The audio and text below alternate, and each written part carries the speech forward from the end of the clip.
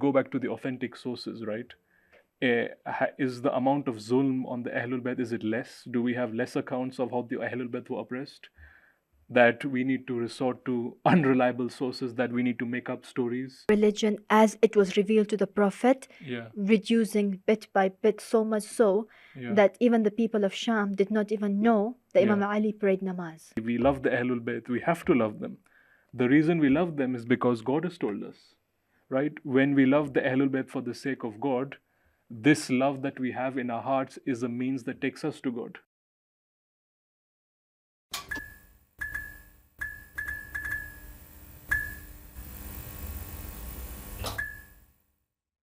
أعوذ بالله من الشيطان الرجيم بسم الله الرحمن الرحيم صلى الله عليك يا أبا عبد الله.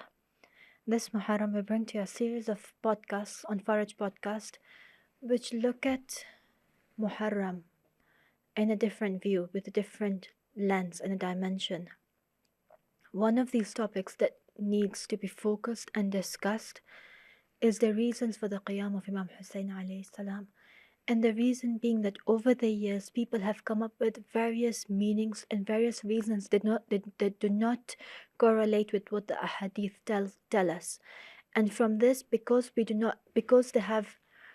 of these new reasonings that have come about, it takes us away from the actual aim of Imam Husayn's Qiyam, and therefore diverting our attention from the reality of Ashura. And for that, I have my husband, Sheikh Zafar, who's going to be discussing the whole concept of the whole reason for the Qiyam of Imam Husayn alayhi salam from different dimensions, obviously. And for that, welcome. Thank you. Thank you so much. So, Zafar, you go ahead and tell us what you've obviously prepared, and I believe you're using the book Maqtal Jami'. Yeah, If you want to start off by introducing this book, yeah, given that this book is very, like, it has great weight, at least within the circles in Qom, yeah, alongside other books obviously that deal with this yeah. subject. So what is this book really about? What is Maqtal Jami'? Okay, so this book, Maktalul Jame, that I have here is usually when it comes down to historical accounts of Karbala, uh, or Islamic history in general, the one who's compiling the history book or the one who's writing it, what they do is, whatever accounts they have, they collect it, and it sort of flows like a story. And that's how history is. It goes like, okay, in, for example, 1 AH this happened, 2 AH, or let's say 1 AD, 2 3, all these things happen.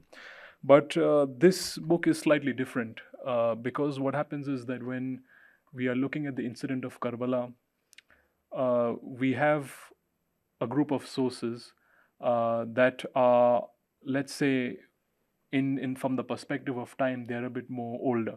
The primary. Yeah, primary sources, and then you have some that are more contemporary. But what's so the okay, I'll come to the name of this scholar in a bit. But what this book is trying to do is sort of bring the contemporary as well as the primary sources, and these scholars are trying to sort of argue and tell us and give us something that is more accurate, basically. So they've compiled all the research Yeah, and then taken a conclusion based on the most accurate bit of information that we have available to us, yeah, given that we both know that fabrications in history are yeah, rampant, yeah, especially with the whole issue of Karbala. yeah. So sometimes, sometimes things might be said on the pulpit, and obviously, I don't want to go into certain specifics because I want to focus on the topic. But because the scholars compiling this book have raised this issue, and that's why they've done this, because the scholar says that, look, sometimes things are said on the pulpit that might not necessarily be authentic, and he will sort of bring that opinion in here, and he'll say this opinion is from this specific book, and this book in itself, the author or the book in itself, he's not referenced it, or the narration or part of history that he's quoting, there is no reference for it. Or the author is unknown as well Yeah, in the some author is cases. unknown, or the author could be somebody who's not reliable. And then when this person brings a certain account of Karbala, and that account becomes famous on the pulpit, basically the truth is not gone out. And very brief, why Yeah. do you think there's so many fabrications in the whole issue of Karbala? Why do we see so many false accounts being put into the books. What is the reasoning behind it? Okay, so when I was sort of speaking to one of my teachers once, I won't take the name of the author because it might cause a bit of controversy. But basically, he said that there was a certain guy who, in his hometown, he was a Sunni, and he comes to another town and he sees that there's all Shias there. So he basically wanted to get an audience for himself. And so he started narrating stuff, accounts of Karbala, and this was all, in our time. Let's call it Gaibat-e Kubra in this time. It wasn't an earlier So time. it's more of a contemporary issue. Yeah, so he writes this book, and in his book, uh, it's not referenced properly, or there's no reference at all. And then certain things are said in that book which may not necessarily be authentic. And somebody who picks up that book and who's really not worked on history and doesn't understand the subtleties, they don't have that dikkat, that insight to say, okay, fine, this work is authentic, this is not. They just pick up this book, they think, okay, this is authentic, and then they might say stuff which actually never happened. And so our understanding of the Ahlul Bayt is very different. Do you see? And and It when takes us away from their true ma'rifah and the true meaning of what they did. Yeah, and even if we go back to the authentic sources, right? Is the amount of zulm on the Ahlul Bayt, is it less? Do we have less accounts of how the Ahlul Bayt were oppressed? That we need to resort to unreliable sources, that we need to make up stories?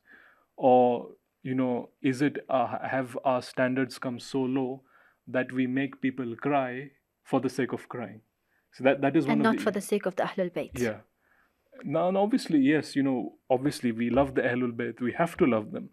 The reason we love them is because God has told us, right? When we love the Ahlul Bayt for the sake of God, this love that we have in our hearts is a means that takes us to God.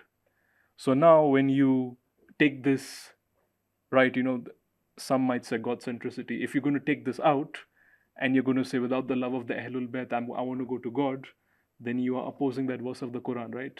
قُل لَّا أَسْأَلُكُمْ عَلَيْهِ أَجْرًا إِلَّا الْمَوَدَّةَ Mawaddata فِي fil الْقُرْبَى. qurba. On the other side, the Ahlul Bayt are the means. They are the Sirat, right? In the Quran, the Sirat only comes once, right? They are the Siratul Aqwam or the Siratul Mustaqim. So, if you make the Sirat the goal and you're making people cry for the sake of crying, then really there is no spiritual progression. We have taken them away from the goal, Yeah. the actual goal, and taken them to a different goal. Yeah. Personally, I think that one of the reasons fabrications actually occurred was to divert people's attention from the actual reasons, including the qiyam of the Imam. Because if you divert people's attention from the actual qiyam of the Imam, you're lowering his status. Which brings us onto the qiyam itself. What was the reasons he had to, what was the reasoning for his uprising? So before I actually start, right, let's clarify before, some people say we are against azadari. No, I'm definitely not against azadari. The way the Maraj have said, within the framework, within the certain fiqh aspects that have to be followed, right? We're not against that. What we are saying is that if you do azadari, do it for the sake of God. And if you want to say stuff on the mimbar, or if you are somebody who's reciting a nauha or a maddah, right? A eulogy, you're reciting something, or a latamiya, do something that's based on authentic work. Don't make your own stuff up. Number And one. don't just follow people who have written these without any necessary research, because it's taking the maqam of the Ahlul Bayt very low. Yeah, even when you look at some of the old things, right? I mean, the authentic resources, it is equally heartbreaking. So why give something, people diluted? Anyways, that was something that had to be touched. So the question you asked was that why did the Imam rise up? Now, there are different reasons, but this scholar, so his name is Mehdi Pishwai, he and a group of other scholars wrote this work, Maktalul Jame. So in comparison to other works, it's a bit more fatter. And because obviously they are trying to discuss different opinions, and using the methods of research, they are trying to tell us that this is the authentic accounts of Karbala. And obviously, along with the story, they are putting in other reasons as well. One of the main reasons that this author is stating is ijtihad in front of nas. Now, the first thing he's doing is he's clarifying himself. because ijtihad is a big thing. Ijtihad is a general term, Yeah. and he's bringing it into specifics, Yeah. what he means in this book. Yeah, so what he's saying is that ijtihad means that at the time of the Prophet or after he left this world, there were a group of people who were basically doing their own thing. So in today, when we say that a certain ayatullah, a certain faqih, a mujtahid does ijtihad, what the mujtahid is actually doing is that he's extracting a meaning or an Islamic law from the Quran and the Hadith. That is one meaning, but what this sheikh, this scholar is saying is that what people were doing was that nas, so narrations of the Prophet that were very clear, they kept that to the side and they were doing their own thing. So ijtihad here means I'm giving my own opinions that are not based on the sayings of the Prophet, right? So you move that to the side, right, and you do your own thing basically, right? Now, this scholar, he sort of, let's say he's slapping us on the wrist, right? Or rather, those people who are doing it. And he's saying, look, in the Quran, Surah Hashr, which is chapter 59, verse 7, Allah's telling us, Auzu billahi minash shaitanir rajim, Bismillahir Rahmanir Rahim, Wama atakumur Rasul, fakhuzuhu, Wama nahakum anhu, fantahu. Right now, I'll give a very loose translation, right? So you can look up those who are more the legitimate translators. Like Ali Quli Qurai is a very good one to refer to. Yeah. It says, whatever the Prophet brings you, take it, right? And whatever he forbids you, right, stay away from it. So the people at the time had basically left what the Prophet was saying and were now going towards their personal opinions. Which didn't start at the time of Imam Husayn though. It lasted for many years, especially during the caliphate of the first and the second and the third, where there was a lot of bid'ah they used to go around, where they inserted a lot of things into religion, but then they became part of religion because it was still at the start of Islam. But then it continued. Muawiyah took it to a very good stage. Like Muawiyah was at the highest level of bid'ah. The people of Sham had no idea of what is actually going on. So here the scholar, he's listing some specific examples. Yeah, that's good. And he says that, look, after the Prophet left us, the second caliph, he made the muta, the temporary marriage that was halal at the time of the Prophet, right? The Prophet said this is halal, right? Whether it's the muta at the time of the Hajj or the muta in general, the temporary marriage. And he said that it's haram from going forward from his time. So he changed one of the he changed what the Prophet has given you, right? Based on his own opinion, right? There was nothing from the Prophet that says if under certain circumstances it's completely forbidden going forward. Obviously, during the times of Hajj, when we are in the state of ihram, right, for those few specific days, yes, if a man cannot go to his wife, but that's only very few days, not for the rest of your life, basically. Okay, so he's made this completely, he's forbidden it, right? Then another example that he's listing here is the payment of khums, right? Khums is in the Quran, and when we look at the different evidences, it's something that's musallam. It's something that all the scholars accept, or if not most of them, right? He said again, he's saying this is no more. He's again made this forbidden.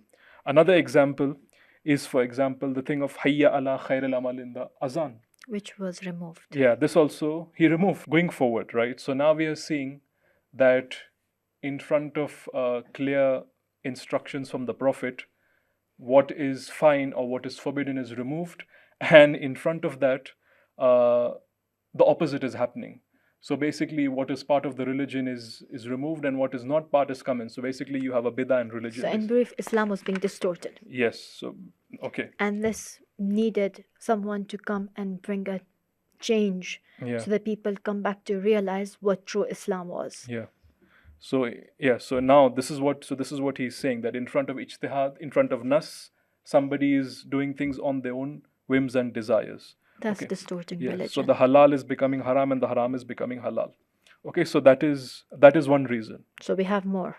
Yeah, we have a few more. So what is the next reason that he comes up? Okay, so the next reason that I want to sort of discuss here is writing and mentioning the narrations, the hadith of the Prophet was basically cut off, was forbidden. The prohibition of the narrations. Yes. Is, And now we have to really understand this, because now it has a chain reaction. Is that after the Prophet left us, he left the world, what happened is that the Quran was obviously compiled. But alongside the Quran, there were narrations of the Prophet. So he said that the first caliph, he said he opposed these narrations being collected. And he had his own reasonings. Okay. Now, some of the scholars say that many of these narrations included the fazail, the merit people. There was, he praised the Ahlul Bayt. Basically, when he wanted the caliphate, Yeah. he had to remove the main person in charge of that, who was supposed to take over the caliphate. To remove it, he has to remove all the other evidences that point towards the imams being the rightful successor to the prophet. And to do that, he had to remove every evidence, which was the hadith. Yeah. So he gave the order to burn them all. Yeah. Whatever was existing written at that time. Yeah. So the first caliph, he says he opposes, and there is a account from his own daughter Aisha. She says that my father said that narrations that I had collected, that she had written down, he told her, bring them, and she herself is saying. So Aisha, the wife of the Prophet, is saying that my father burnt some of them. My father burnt narrations, and this account is saying here that around 500 narrations he burnt. Right now, the second caliph has done something similar, but he took it one step forward, and he said that many of the big companions of the Prophet, right, they were sort of not allowed to leave Medina, and they were not allowed to mention narrations, right?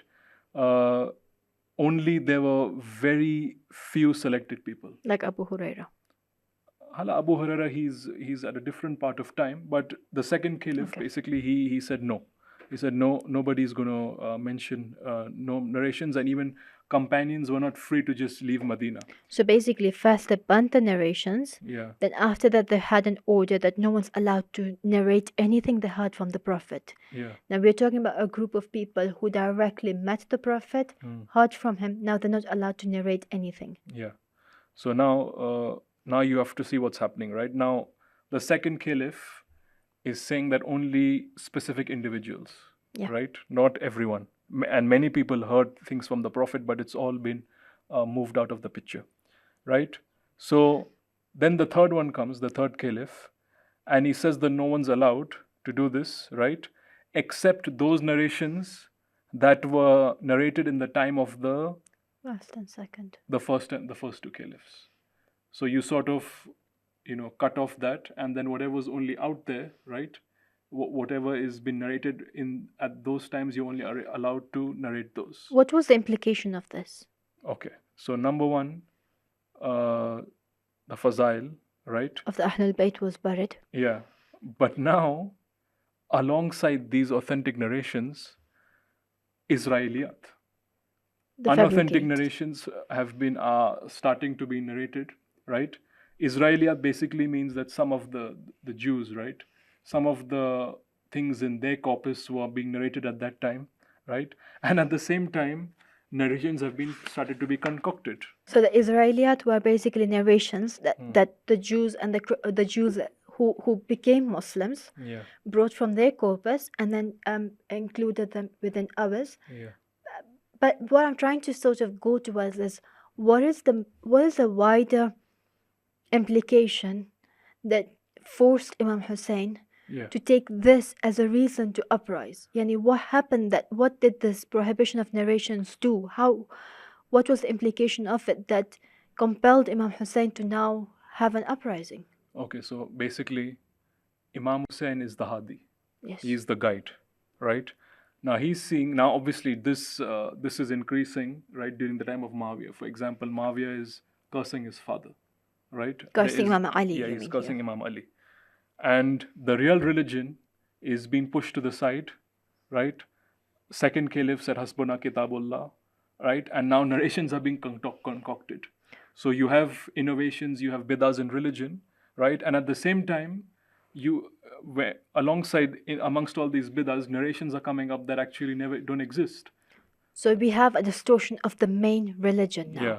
Now you have religion as it was revealed to the Prophet, Yeah. reducing bit by bit, so much so Yeah. that even the people of Sham did not even know that Imam Ali prayed namaz. Yeah. Well, Imam Ali is the one in whose favor the verse of the Quran was revealed, Yes. the one who gives charity, one who gives zakat in ruku. Yeah. Now they recite this verse, but they don't know that the person they're cursing is the same one in whose favor this was revealed. Yeah. So a complete distortion of of a general view of Islam now. Yeah. So he concludes, right? And now he sort of patches it up together. And he says that all these bid'ahs started from the time of Saqifa. Oh. Somebody else came in, right? And then from that day, slowly, the sunnat of the Prophet is being changed. It's being changed, right? Fasad is coming in, right? Legitimate corruption, right? Whether it's in the culture or in some of those aspects that pertain to the personal actions of a person. For example, the salah was changed, and we see the effects today. Yeah, the crossing of the hands. Yeah, especially. the way we do wuzu, right? Yes. The way we do wuzu between the Shia and the Sunni is different. The Quran says one thing, and now because of the bid'ah that entered the religion, there's a different. Actually, I think even in Salah, there's so many different of where to cross the hands. Yeah. How many, where to cross the hands, and just between the four schools or the four madhab that there are the most common between them. Yeah. I mean, the Ahl Tasannun. Yeah. There's a lot of, and this comes down back to the second caliph because of his different levels of bid'ah. Yeah. So now this is happening, right? So he concludes and says that now, the last point he sort of says is that all this bid'ahs, this fasad, in the time of Imam Husayn has reached its peak. So it's like, there's a bottle of soda, you shake it, and now it's all the fizzy drink is going to, all the Coke. Sorry, I don't drink Coca-Cola and for whatever, but now it's going to erupt. All the soda is going to come out. So everything, all the different effects that happened, all the different things that were done during the first three caliphs' time. Yeah. Then you add Muawiyah to the mixture. Everything that's been done together. Yeah. Has now come together, and it's now been manifested in Yazid. Yeah, and now Yazid he's going to another and level. Yazid, I think this is also an important point to point out, if you give me a moment, is that during the time of the first three caliphs, people still sort of took Islam and caliphate as one. Yeah. There wasn't a difference. Now you bring it to Muawiyah's time as well. There is somewhat, whatever the caliph does is people would assume that this is what religion talks about. But Yazid was someone who so blatantly acted against religion that there was no way to justify his actions. Like even the people couldn't justify it. His alcohol, playing with the monkeys, the dancing, the music, the cursing of the Ahl al-Bayt. Yeah. And when everything came around, it's like religion had become absolutely there was no focus on religion. Yeah. And it became more about money and power. Even Abdullah ibn Zubair, right? Yeah. At the time of when Imam Husayn was in Mecca, one of the reasons he actually wanted Imam Husayn to leave Mecca was so that he could get control over Mecca. Like he wanted to become the governor of Mecca. That is how low people had become. Religion had no value anymore. It was all about money, power, and caliphate. And obviously now that they've removed the narrations and now fabricated narrations inside, it gives rise to a bigger mess. Yeah, we have a license to do whatever we want. So now that we've kind of discussed two of the reasons for the qiyam of the Imam, and I believe there are a few more that we need to cover up, that we need to touch upon, especially some of them which are greater importance because they give us the reason from the words of the Imam himself. These that we've discussed are more like the preliminaries to the climax that we need to reach, where the Imam will talk about why he's uprising, which indicates the fact that he's rising only to save religion from all the clutches of corruption that it's gone through. And because we do not have so much time to cover it in this segment, we will have to push it to the next one. Inshallah. And with your permission, we conclude this definitely segment. Inshallah. And yes, I hope you have found this quite useful, our viewers. And if you have, we would actually very much appreciate it if you can subscribe to our channel. Hit the, obviously press the notification bell so you are always updated on when we have a new podcast. And thank you so much for joining us on Faraj Podcast.